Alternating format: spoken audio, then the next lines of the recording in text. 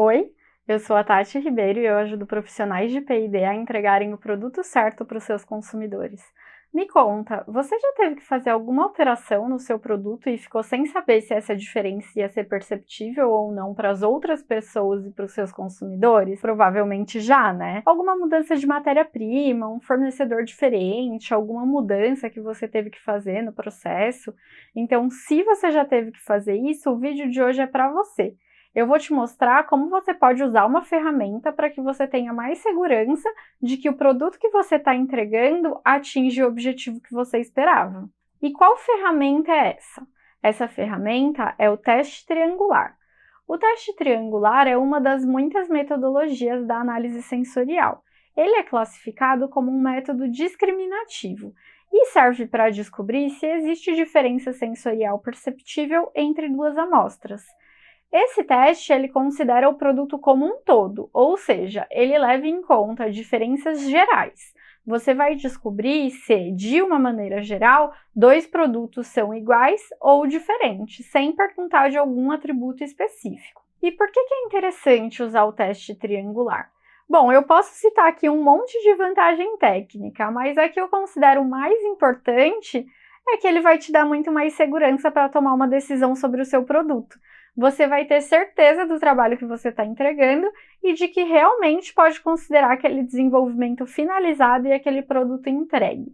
Aqui a gente está falando, claro, do teste triangular, mas as outras ferramentas da análise sensorial também trazem essa vantagem. Dependendo do seu objetivo de pesquisa, uma ou outra ferramenta sensorial pode ser mais adequada. E tecnicamente, então, né? Por que é interessante eu usar o teste triangular? Entre os testes discriminativos que a gente tem em sensorial, ele é um dos que tem maior sensibilidade. Quando eu comparo ele, o triangular, com a comparação pareada e o duotril, que também podem ser usados com essa mesma finalidade, esses dois, a comparação pareada e o duotril, eles têm uma probabilidade de acerto ao acaso de meio, de 50%. Já no triangular, essa probabilidade é de 1/3. Isso é, o que é isso? A probabilidade do avaliador chutar qualquer amostra como resposta e acertar. Na prática, o que isso significa? Significa que quando eu aplico o teste triangular, eu consigo trabalhar com um número menor de avaliadores do que quando eu trabalho com a comparação pareada e o duotril. E para que as pessoas usam esse teste? Para que de fato ele serve? Como eu já comentei, esse teste serve para quando você quer saber se existe diferença sensorial perceptível entre duas amostras. Amostras de qualquer produto, aí depende do que você trabalha, alimentos, bebidas, cosméticos, produtos para casa, qualquer produto que você pode trabalhar com a análise sensorial, você consegue aplicar esse método. São situações corriqueiras, situações do dia a dia. Por exemplo, o seu produto já existe, você precisou fazer uma modificação, e quer saber se os seus consumidores vão perceber ou não essa mudança que você teve que fazer. Teve que trocar uma matéria-prima que foi proibida pela legislação, ou teve que usar um fornecedor diferente de algum ingrediente, por conta de redução de custo, ou para diversificar seus fornecedores. Ou você teve que fazer alguma alteração no processo de produção, você teve que fazer uma troca de embalagem e quer saber se depois daquela mudança a modificação vai ser perceptível ou não. Esse teste funciona super bem para te dar uma resposta nesses casos. E, gente, não tem motivo para não aplicar esse teste quando você precisa desse tipo de resposta. Você vai ver que ele é bem fácil de aplicar. As pessoas, seus avaliadores, eles entendem tranquilamente o que eles precisam fazer. E o bom também é que ele é bem rapidinho, bem direto. É uma pergunta só, os avaliadores não vão ter desculpa para falar ai, tô sem tempo agora, não. E aí a análise que você tem que fazer desses resultados também é simples. Até quem não é muito íntimo aí com estatística vai conseguir fazer. Não precisa de software nem nada, é só consultar uma tabela que eu vou mostrar já já, e você encontra essa tabela nos principais livros da área, ou mesmo digitando no Google, não tem segredo para encontrar essa tabela. Você vai ali, conta quantas pessoas acertaram o resultado do seu teste, compara com o número da tabela e pronto, você tem uma resposta. E depois desse tanto de coisa boa que eu te contei sobre esse teste, eu não quero mais ver você tomando decisão sem ter um dado concreto de sensorial na mão, hein? Nada de juntar lá 3, 4 colegas para decidir o futuro de um produto. Avalia todo mundo junto, discute, eu acho que o consumidor não vai perceber essa diferença aqui não, vamos em frente. A gente não tem como tomar esse tipo de decisão sem uma fundamentação em dados. Por mais que você conheça o seu produto, que você ache que conheça o seu público, a gente só tem certeza de alguma coisa se a gente perguntar, especialmente quando se trata dos nossos consumidores, né? E não é só perguntar, é perguntar do jeito certo. Então, vamos ver como é o jeito certo de aplicar o teste triangular. Ele funciona assim: você vai entregar para cada avaliador 2 amostras iguais e uma diferente. E aí ele vai ter que dizer qual amostra é a diferente das demais. Vamos de novo com os nossos copinhos coloridos, super didáticos, mas lembrando que em sensorial a apresentação das amostras ela é sempre padronizada em recipientes de cores neutras e cada amostra vai ser apresentada com um código de 3 dígitos. Se tiver alguma dúvida em relação a isso, é só voltar lá no vídeo de preparo de amostras que vai ter toda essa informação detalhada para você. E aí, como que funciona, né? Para cada avaliador, você vai entregar 2 amostras iguais e uma amostra diferente, e ele vai ter que dizer qual é a diferente. E tem que lembrar também que em sensorial a gente sempre tem o que a gente chama de delineamento, que é a ordem de apresentação das amostras. E essa ordem de apresentação das amostras tem que ser diferente para cada avaliador. No caso do teste triangular, a gente tem 6 maneiras diferentes para apresentar as amostras para os avaliadores. E aí, depois que você completar essas 6 maneiras, você repete até chegar no número total de avaliadores do seu teste. Como são essas 6 maneiras diferentes de apresentar? Então, para o avaliador 1, por exemplo, você vai entregar 2 amostras na primeira posição, uma diferente na terceira. Depois, para o segundo avaliador que vier para o seu teste, você vai apresentar a amostra diferente no meio. Depois, a terceira forma de apresentar, você vai apresentar a amostra diferente na outra extremidade.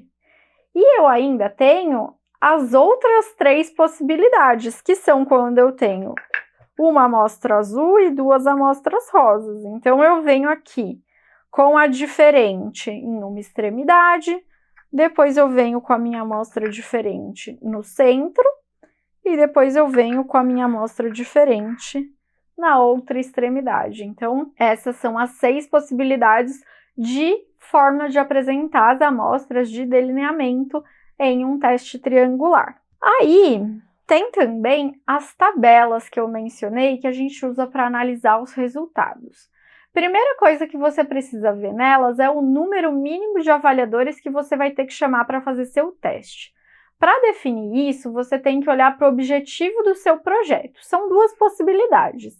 Se você quer provar que 2 produtos são realmente diferentes e se você quer provar que 2 produtos são realmente iguais.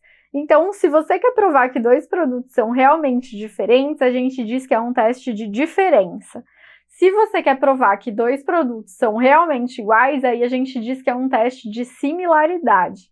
O teste de diferença, ele é usado, por exemplo, quando você faz alguma melhoria sutil no seu produto e você quer ver se as pessoas realmente vão perceber que tem algo diferente ali. Já o de similaridade é quando você faz alguma alteração porque você precisa, mas no final você não quer que as pessoas percebam essa alteração. E o que muda, né, de um teste de similaridade para um teste de diferença? Na aplicação do teste, gente, não muda nada. Continua da mesma forma. Você vai entregar 2 amostras iguais, uma diferente, seguindo o delineamento, o avaliador vai ter que dizer qual é a amostra diferente. Mas vão mudar os parâmetros do teste que você usa para procurar os números mínimos de avaliadores e de respostas corretas nas tabelas. E aí isso muda o número de avaliadores que você precisa usar em cada caso.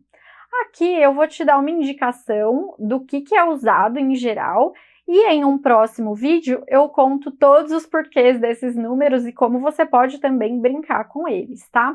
As tabelas que eu vou mostrar aqui são do livro da Silvia, Esse livro aqui é Análise Sensorial de Alimentos, mas nem por isso elas precisam ser usadas só para alimentos, né, gente? Mas tem vários livros, essa tabela tem vários livros da área também, tem na ABNT, dá para encontrar no Google, você consegue encontrar essas tabelas em vários lugares. Bom, na primeira tabela que você precisa consultar, você vai usar 3 parâmetros, que são o alfa, o beta e a proporção de discriminantes, e nela você vai descobrir o número mínimo de avaliadores que você tem que usar no seu teste. O que geralmente é usado, né?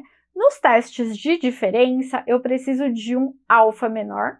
Nos testes de similaridade, eu preciso de um beta menor. O que o pessoal geralmente usa? Para um teste de diferença, uma recomendação pode ser você usar um alfa de 0,05, um beta de 0,2 e a proporção de discriminantes de 40% ou de 50%.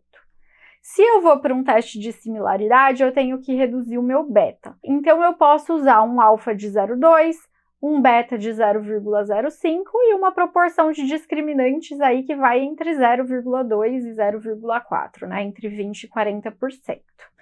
Aí, depois de consultar essa tabela e encontrar ali o número de avaliadores que você vai precisar, é só você recrutar aquele número de avaliadores, né, que você obteve ali nessa tabela, aplicar o seu teste do jeito que eu já mostrei, super simples, uma única pergunta, e depois você vai contabilizar quantas pessoas acertaram, ou seja, quantas pessoas indicaram ali daquelas 3 aquela amostra que era realmente diferente, né? Nesse caso, minha amostra que é azulzinha aqui. Com o seu número total de avaliadores, né, todos os avaliadores que você teve que chamar para o seu teste, e o número de pessoas que acertaram, mais o alfa que você usou no início, você vai consultar a segunda tabela que você precisa. Nela, você vai encontrar o quê? É o número mínimo de respostas corretas que você precisa para dizer que existe diferença significativa entre as amostras do seu teste. Se o número de acertos, o número de pessoas que acertaram o seu teste for igual ou maior do que o valor que tiver nessa segunda tabela, você conclui que existe diferença significativa entre as amostras. E se o número de acertos, se o número de pessoas que acertaram o seu teste, ele for menor do que o valor que está nessa tabela, você conclui que não existe diferença significativa entre as amostras. Me conta, o que você achou desse teste? Você já aplicou ele alguma vez? Qualquer dúvida, já sabe, é só deixar seu comentário ou então me mandar uma mensagem que eu respondo para você. Até a próxima!